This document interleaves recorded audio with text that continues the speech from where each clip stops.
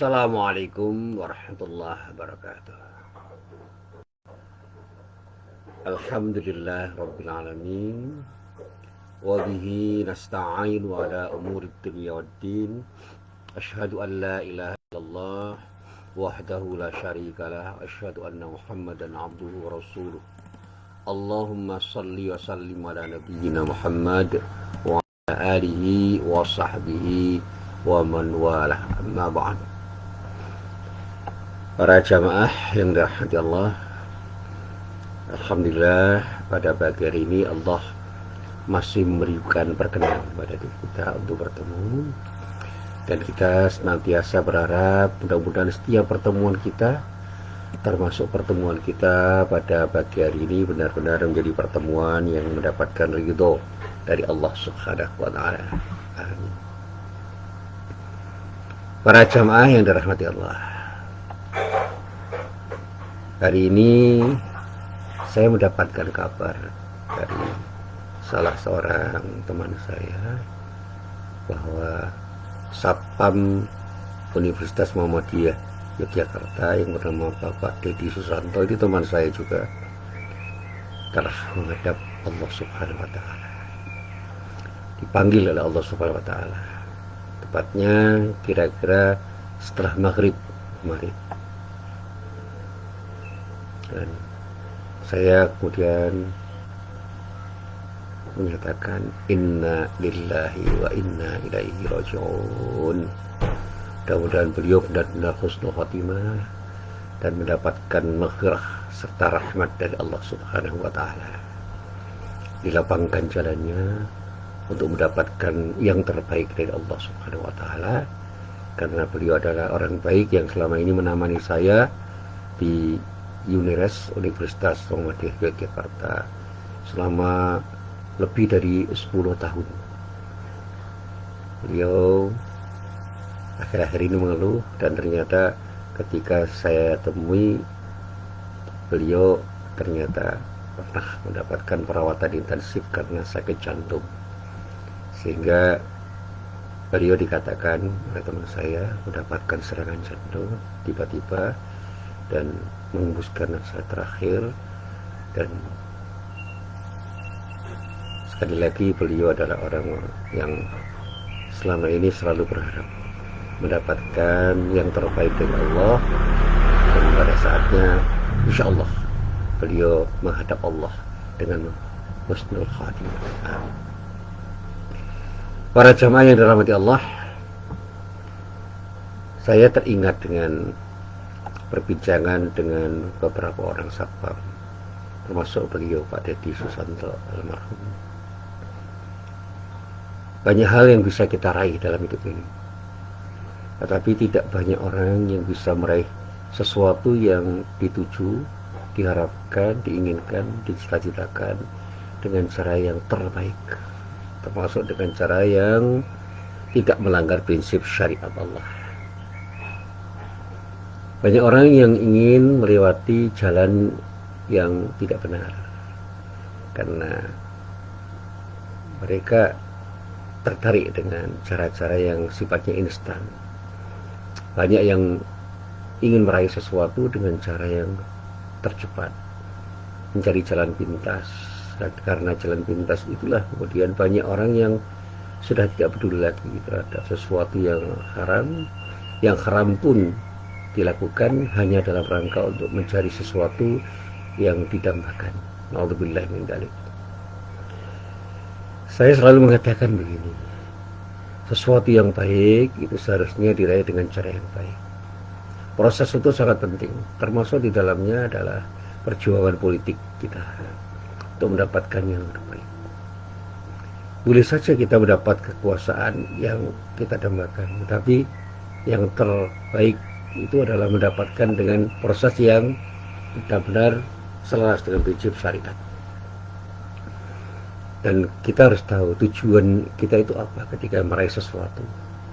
Kalau tujuan kita itu hanya untuk meraih ridha Allah, ya mestinya kita harus tahu, jangan sampai apa yang kita lakukan dalam meraih sesuatu yang kita harapkan mendapatkan ridha Allah itu kita lakukan dengan cara-cara yang tidak baik, tidak benar. cara-cara yang batil. Carilah cara yang hak untuk mendapatkan yang hak. Dengan yang hak, insya Allah yang hak itu akan kita peroleh dan memberikan berkah pada diri kita. Nah, para jamaah yang dirahmati Allah, pagi ini saya ingin sedikit berbagi bahwa perjalanan kehidupan manusia di bumi ini sebenarnya bukanlah sesuatu yang mudah, kecuali bagi orang-orang yang punya kesungguhan untuk berjalan di jalan Allah. Dan disitulah Allah akan berkenan untuk menolongnya. Di dalam Al-Quran surat Al-Balad ayat 10 dikatakan, A'udzubillahi minasyaitonirrajim, wa hadainahun najdain, dan kami telah menunjukinya dua jalan, yaitu jalan kebaikan dan jalan keburukan. Ayat ini, kata Buya Hamka, punya makna yang luar biasa.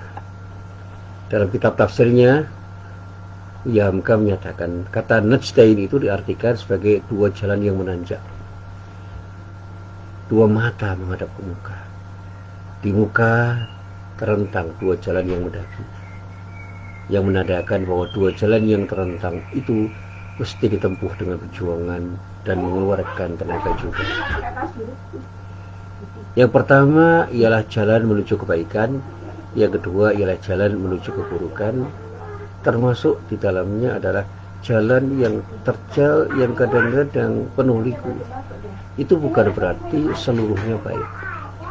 Jalan yang berliku itu pun juga kadang-kadang tidak baik. Beliau mengatakan sudah sangat jelas bahwa perjuangan menuju kesuksesan itu bukan persoalan yang mudah. Kesuksesan itu bukanlah sesuatu yang bisa dicapai dengan mudah, melainkan dengan skala perjuangan yang sangat melelahkan dan harus mengerahkan seluruh upaya kita. Tidak hanya berpeluh keringat, tapi juga mungkin dengan tetesan darah. Tidak mungkin juga orang yang berdaya, bermalas-malasan akan mendapatkan kesuksesan dengan mudah atau hanya dengan berharap pada Allah saja tanpa upaya. Sekali lagi tidak begitu. Allah Subhanahu wa Ta'ala akan memberikan hasilnya jika seorang telah berusaha sekuat kemampuannya, sekuat tenaganya, sekuat potensi yang dimilikinya, dan sekaligus bertawakal kepada Allah Subhanahu wa Ta'ala. Saya selalu mengutip ayat yang terdapat di dalam surat Ar-Ra'd ayat 11 yang potongan ayatnya menyatakan, Innallaha la yughayyiru ma biqaumin hatta yughayyiru ma bi anfusihim. Sesungguhnya Allah tidak akan pernah mengubah keadaan sesuatu kaum sehingga mereka mengubah keadaan yang ada pada diri mereka sendiri. Para jamaah yang dirahmati Allah, saya mengilustrasikan bahwa kesuksesan itu adalah sebagai buah yang besar, yang nikmat dimakan jika buahnya sudah menjadi besar. Dan saya terlalu bertanya, bukankah sebuah buah yang besar itu dulunya sebuah biji yang kecil yang tidak dianggap oleh kebanyakan orang? Namun demikian, bagi orang yang punya akal, sebuah biji yang kecil akan berdampak besar bagi mereka. Sebuah biji yang kecil pasti akan jadi sesuatu jika diproses dan diperlakukan dengan sebaik mungkin. Dan selalu saya katakan, potensi sekecil apapun jangan disia-siakan. Dengan potensi kecil apapun, kalau kita asah dan kita kembangkan, insya Allah akan menjadi sesuatu yang besar. Saya ingat ada seorang yang punya kemampuan untuk bermain sepak bola, dan potensi untuk bermain sepak bola itu dia kembangkan, diasah, dan akhirnya dia menjadi pemain sepak bola besar. Ada seorang yang punya potensi untuk membengkel, menjadi bengkel sepeda motor. Diasah kemampuannya itu dengan berlatih dan berlatih, akhirnya dia menjadi bengkel yang sukses. Teman saya adalah orang yang punya kemampuan berbahasa dengan baik. Akhirnya dia mengasah kemampuannya untuk mempelajari bahasa asing. Minimal 2 bahasa asing telah dia pahami, dan dalam banyak hal sudah dia kuasai. Sehingga kemampuan dia untuk menulis, membaca, mendengar, dan menyatakan dengan 2 bahasa bahasa asing itu sedemikian rupa bagusnya. Dan ini hasil dari sebuah proses yang panjang. Demikian juga ada teman saya yang punya kemampuan berbicara dan sekarang menjadi mubalik besar.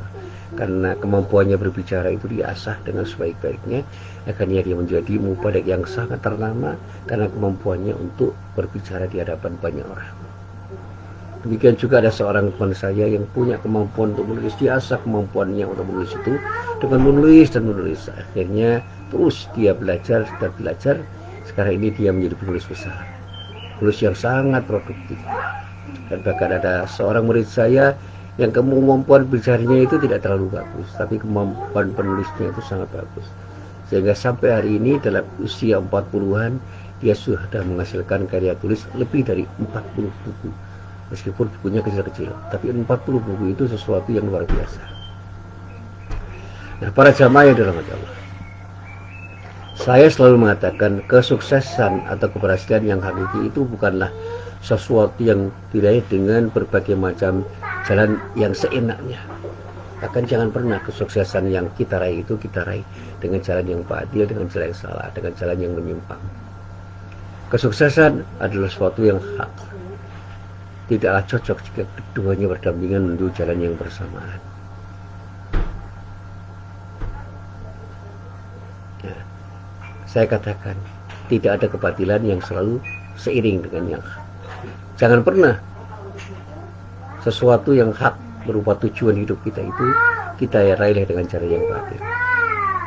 Mari kita bangun kebersamaan kita di dalam sesuatu yang hak. Raihlah cita-cita kita yang hak untuk kita raih dengan jalan yang hak, dengan jalan yang benar, sehingga apa yang kita raih itu menjadi sesuatu yang penuh berkah. Saya masih ingat ketika saya membaca surat Al-Baqarah ayat 42, di dalam ayat itu Allah berfirman, "Wala talbisul haqqa bil batil wa taqtumul haqqa antum ta'lamun." Dan janganlah kamu campur adukan yang hak dengan yang batil, dan janganlah kamu sembunyikan yang hak itu sedang kamu mengetahui. Sekali lagi, antara yang hak dan yang batil itu bagaikan minyak dan air yang tidak pernah akan bersatu, dan jangan pernah dipaksakan untuk bersatu, karena semua itu akan sia-sia.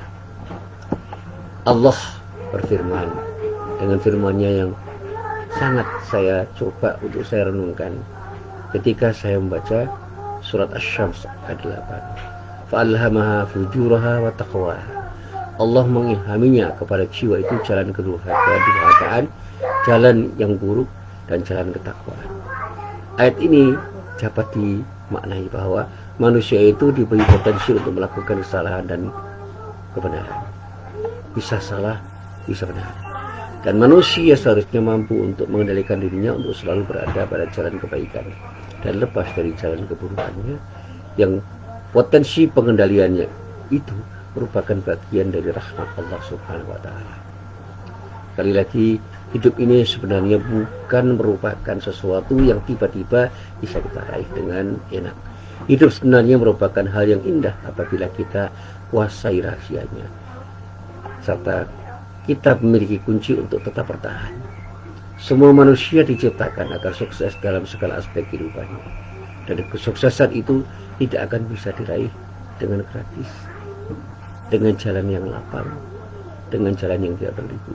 Butuh perjuangan dan bahkan keringat untuk mewujudkan sebuah kesuksesan yang hakiki. Bahkan kita bisa berdarah-darah untuk meraih kesuksesan. Dan saya katakan, jangan pernah takut untuk mulai, dan jangan ragu untuk mencoba dan mencoba lagi ketika kita gagal untuk meraih sesuatu yang kita cita-citakan. Kerahkan semua kekuatan, semua upaya, semua potensi kita dengan upaya maksimal agar kita terbantu untuk mendapatkan kesuksesan, keberhasilan yang kita cita-citakan. Dan ketika semua yang telah kita miliki dari Allah itu telah kita kerahkan, hal yang terakhir yang perlu kita lakukan adalah bersikap tawakal kepada Allah. Ikhtiar dan doa itu adalah sesuatu yang harus kita lakukan dari waktu ke waktu. Selanjutnya kita serahkan semuanya kepada Allah. Serahkan segala-galanya dan pasrahkan semuanya kepada Allah. Dan cukup pada Allah menjadi penolong diri kita, sebagaimana firman-Nya yang ada di dalam surat At-Taubah ayat 129. Fa in tawallu faqul hasbiyallahu la ilaha illahu alaihi tawakkaltu wa huwa rabbul arsyil azim. Cukuplah Allah bagiku, tidak ada Tuhan selain Dia, hanya kepadanya aku bertawakal. Para jamaah yang dirahmati Allah, sekali lagi saya ingatkan kepada diri saya dan kepada para jamaah sekalian, mari kita mencoba untuk meraih sesuatu yang baik dengan cara yang baik. Kita raih sesuatu yang benar dengan cara yang benar. Jangan kita raih sesuatu yang baik dengan jalan yang buruk. Jangan kita raih sesuatu yang benar dengan jalan yang salah. Al-haq itu adalah sesuatu yang datang dari Allah. Kita raih yang hak itu dengan jalan yang telah ditetapkan dan telah digariskan Allah dengan hak. Dan insya Allah semua yang kita raih dengan cara yang hak itu akan mendatangkan sesuatu yang baik bagi kita selama hidup kita, dan mudah-mudahan kita pun akan mendapatkan yang terbaik dari Allah ketika kita kembali kepada Allah Subhanahu wa Ta'ala. Mari kita mulai jadikan diri kita untuk mau meraih kesuksesan dengan cara yang terbaik, yaitu melalui cara-cara yang benar-benar akan mendapatkan ridho dari Allah Subhanahu wa Ta'ala, yaitu dengan cara yang hak. Dari yang hak insya Allah akan kita dapatkan sesuatu yang hak, dan sesuatu yang hak yang kita dapatkan dengan cara yang hak insya Allah akan terus memberikan sesuatu yang bermanfaat bagi diri kita di dunia wal akhirah. Inilah apa yang bisa saya sampaikan dalam kesempatan pagi hari ini, mudah-mudahan bermanfaat. Billahi taufiq wal hidayah. Wassalamualaikum warahmatullahi wabarakatuh.